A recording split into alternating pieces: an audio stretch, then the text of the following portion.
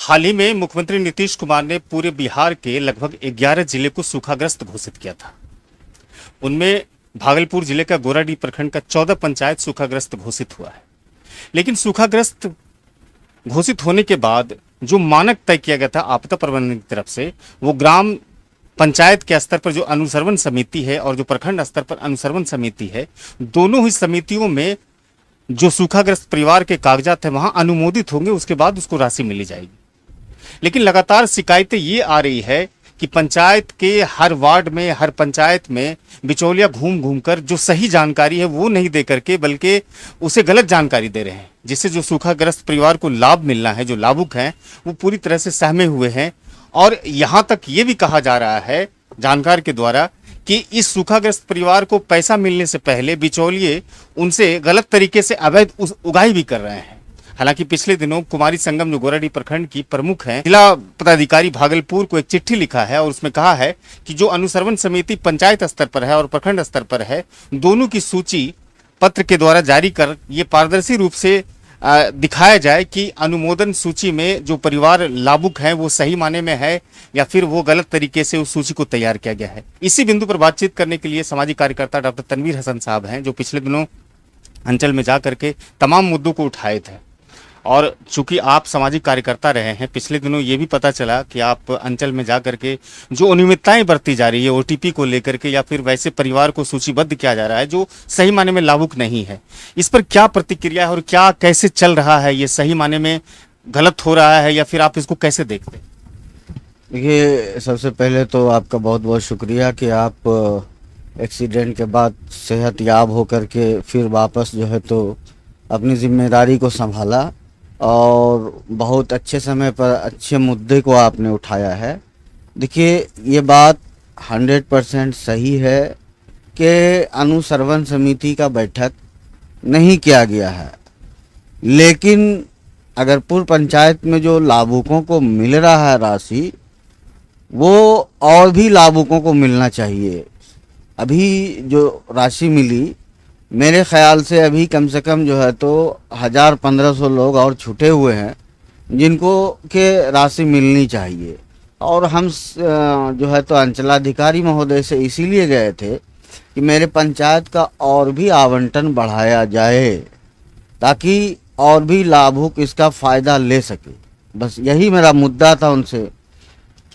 बाकी रही बात कि अगर कोई बिचौलिया या अन्य लोग या हम ही अगर पैसा किसी से मांगते हैं कि भाई हम आपका फॉर्म भरें, हमको पैसा दीजिए, तो पैसा मेरे बाबूजी का नहीं है, वो पैसा सरकार ने दिया। हम मेहनत आपके लिए कर दिए, ये सही बात है कि हमने मेहनत किया, लोगों ने मेहनत किया, चाहे वो जनप्रतिनिधि हो या और कोई हो, मेहनत उसके लिए किया। ऑपरेटर वगैरह अपने से बैठाना पड़ा, जो है तो वहाँ कमी पड़ गई, तो मेहनत किया। लेकिन किसी भी चीज़ में अति नहीं होना चाहिए, मतलब ज़्यादा, बहुत ज़्यादा और ज़्यादातर जो है तो ये नुकसान करता है, मतलब ज़्यादती नुकसान कर देता है। ज़्यादा से ही ज़्यादती समझ लीजिए। डॉक्टर साहब, दो बातें आप कह रहे हैं। एक तरफ अंचल में जाकर के टारगेट को बढ़ाने की मांग कर रहे हैं, पंचायत के साथ साथ प्रखंड की भी, लेकिन उसका क्या फायदा होगा? लगातार टारगेट अगर बढ़ता भी चला जा रहा है, बिचौलिया सक्रिय है, जो सही जानकारी है वो लाभुकों तक मिल नहीं पा रही है और बिचौलिया हर लोगों से अवैध वसूली पर उतर आए। देखिए, मैं कह रहा हूँ ना कि भाई पैसा जो आ रहा है वो माननीय नीतीश बाबूजी घोषणा किए, उसके बाद सरकार ने राशि पारित किया और आपको दे दिया कि भाई इतना आवंटन देना सूखाग्रस्त क्षेत्र में। अब आप महज फार्म भरने के बुनियाद पर पैसा 1250 कोई मांग रहा है, कोई 1700 सुनते हैं, कहीं से 1500। तो ये मेरे बाप की बपोती है क्या? थोड़ा सी मेहनत क्या कर दिए, उसके बाद मेरा इतना लंबा चौड़ा चार्ज हो गया। तो कहने का मतलब है कि कोई भी चीज़, मैं दबे ज़बान में बहुत चीज़ को बहुत बोला नहीं जाता है कि अति मत कीजिए, बहुत ज़्यादा मत कीजिए। आप मेहनत किए हैं, आपके मेहनत को हम सलाम करते हैं, लेकिन वैसा जनते से पैसा मत लूटिए जो आप कर रहे हैं। नहीं तो एक भी जनता अगर खड़ा होकर के किसी का भी नाम लेता है आकर के, तो मैं उसके साथ खड़ा होकर उसकी हद तक चला जाऊंगा अगर जो ज़्यादती कर रहा है। इसलिए मैं उन लोगों को कहना चाहता हूं कि आप ज़्यादती मत कीजिए। आप उतना मतलब या बर्दाश्त से बाहर कोई चीज़ मत कीजिए कि लोगों को, गरीबों को ये लगे कि मेरा राशि आया लेकिन आया तो चला गया किसी और के जेब में। ये नहीं होना चाहिए, ये बहुत गलत बात है। हम इसकी भरपूर निंदा करते हैं। चूँकि एक बात और कह देना चाहता हूँ, इसमें चूँकि बहुत समाज के दबंग लोग मुलविस रहते हैं, और ये हम अगरपुर या गोराडी की बात नहीं कर रहा हूँ, ये जो है तो मतलब समझिए कि एक बड़े स्तर पर राज्य लेवल पर ऐसा हो चुका है कि समाज के दबंग लोग, चाहे जनप्रतिनिधि हो या और दबंग हो या हम ही हो, एक लोगों के ऊपर पकड़ होती है, और वो जो है तो लोग, नेता जो है तो इस वजह से बहुत सारे जनप्रतिनिधि खुल करके इस बात को नहीं बोलना चाहते हैं कि कल आने वाले समय में वो लोग जो इकट्ठा होंगे तो मेरा जो है तो नुकसान होगा इलेक्शन में, वोट में या लोकप्रियता में। लेकिन मैं ये कहना चाहता हूँ कि इज्जत और जिल्लत का मालिक अल्लाह है। उन जनप्रतिनिधि को भी कहना चाहता हूँ कि अगर आप इसमें मुलविस नहीं हैं तो आप भी सामने आइए और इसको रोकिए कि आप इतना राशि क्यों ले रहे हैं। डॉक्टर साहब, एक सवाल मैं आपसे करना चाहूंगा। आपको ऐसा नहीं लगता है कि अंचलाधिकारी को जो इसका उत्तरदायित्व मिला है प्रखंड स्तर पर, और जो प्रखंड स्तर पर और पंचायत स्तर पर जो अनुश्रवण समिति है उसकी बैठक ना होने के कारण इस तरह से बिचौलिया सक्रिय हो गए? देखिए, ये बात भी सही है कि बिचौलिया बैठक ना होने से सक्रिय हो गए हैं, तो मैं समझता हूं कि इसका तो पूरे जिम्मेदारी जो है तो अंचलाधिकारी की बनती है ना, कि आप कैसे लिस्ट को ले रहे हैं, आप ओटीपी कहाँ से दे रहे हैं, जो जहाँ जा रहा है ओटीपी जैसे मन वैसे कर रहा है। आप अनुश्रवण समिति से मांग लेते तो इसमें जो है तो कोई लोग मतलब ज़्यादा मतलब ही नहीं कर पाता। लेकिन चलिए, हम तो यही कह रहे हैं कि मेरे ही पंचायत को ही नहीं, पूरे गोराडी प्रखंड को और ज़्यादा आवंटन मिले, और ज़्यादा मिले, और बहुत ज़्यादा मिले। ना इसकी हम जो है तो मतलब सीओ साहब से गुजारिश करते हैं कि आप आवंटन को और बढ़ाइए। और बिचौलिया जो है उसको देखिए, जनता की भी जो है तो जो है ना, एक अंदर में जनता के अंदर जनता जागरूक होगी ना। हम बोल रहे हैं, आप बोल रहे हैं, आप पहले भी लिखे थे, ये जो मैसेज जाएगा ये उनके जागरूकता के लिए है ना, कि भाई आप बिचौलिया हावी हो रहे हैं। हावी क्यों?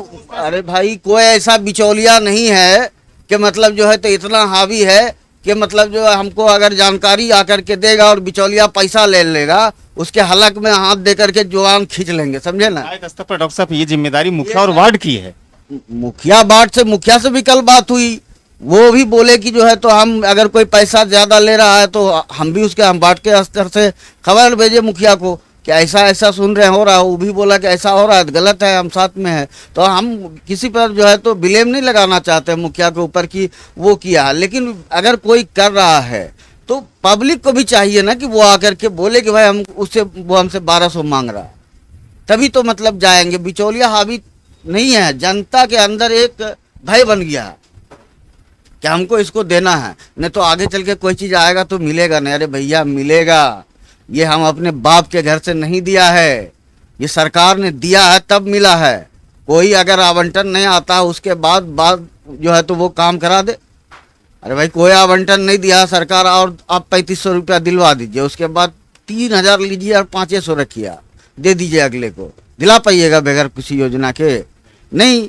तो फिर आप, सरकार ने आपको पैसा दिया है, आपके मन में दहशत हो गया है क्या नहीं देंगे पैसा तो ये हो जाएगा, वो हो जाएगा। डॉक्टर साहब, एक परिवार से कई लोग इस फॉर्म को भर दिए हैं, जबकि ये कहना है कि एक ही परिवार को मिलेगा, जो इसकी राशि है वो एक ही परिवार को मिली। देखिए भाई, हम तो सीधा जानते हैं कि जनता का जहां भलाई हो रहा है उसमें हस्तक्षेप नहीं करनी चाहिए।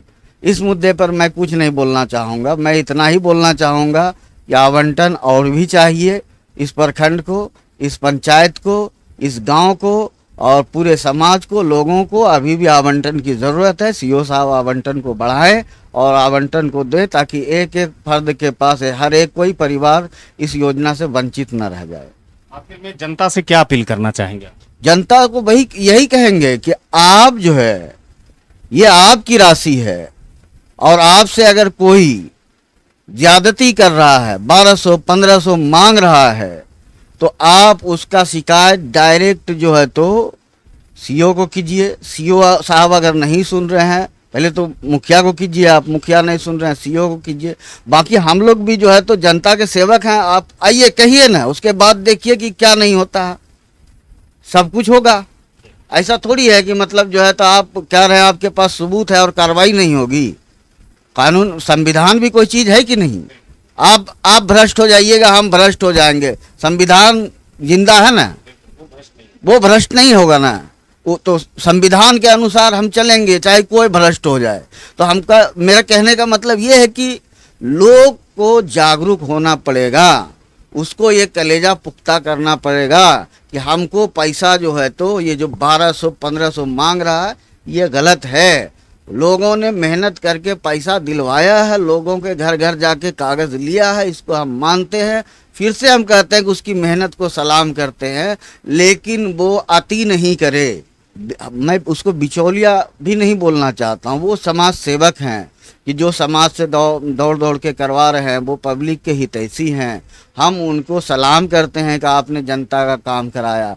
हमने तमाम पंचायत के मुखिया को, वार्ड को, और जो लोग भी इसमें मुलव्विस हैं, जो भी जनता का सेवा कर रहे हैं, मैं उन लोगों को सलाम करता हूं। और साथ साथ ये कहना चाहता हूं, ये जनता हमारी है, इस पर जो है तो एहसान का बदला इतना ज़्यादा नहीं लीजिए कि वो जो है तो आपके एहसान को जुल्म समझ बैठे। तो ये सामाजिक कार्यकर्ता डॉक्टर तनवीर साहब थे। दो बातें इन्होंने अपनी प्रमुखता से रखी है। एक तरफ तो सरकार से ये कहा है, विभाग से ये कहा है, आपदा प्रबंधन से, कि ज्यादा से ज्यादा लक्ष्य को और भी बढ़ाया जाए। दूसरी तरफ बिचौलिए के सक्रिय ना होने पर ये सीधी बात इन्होंने कही है कि आप किसी भी प्रकार से अगर आपसे राशि मांगी जाती है, चाहे 1000 रुपये या 1200 मांगी जाती है, तो इसकी सीधी जानकारी आप मुखिया को दे सकते हैं, अंचलाधिकारी को दे सकते हैं, या सामाजिक कार्यकर्ता को दे सकते हैं, जो कि इस मुद्दे को उठा सके।